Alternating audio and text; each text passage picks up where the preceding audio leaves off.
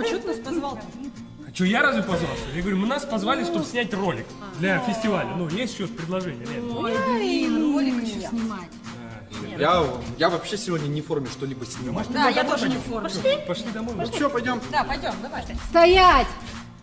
Вот вам форма.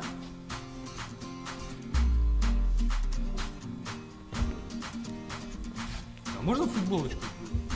О, ну вот это нормальная форма. Что это? А? Ну, Хорошая нормально. форма. Ну что, одеваемся и давайте уже снимать. Нормально, слушай, главное тепло, да? Смотри, еще капюшон есть.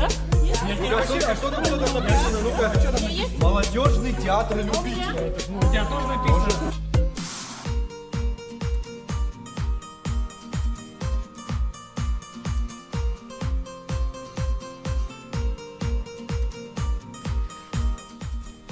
Любите ли вы театр так, как его люблю я? Именно эта бессмертная фраза великого критика легла в основу нашего театра. Наш театр появился в 2017 году. Пусть мы и молодой театр, но мы готовы радовать своего зрителя новыми постановками. До встречи на фестивале.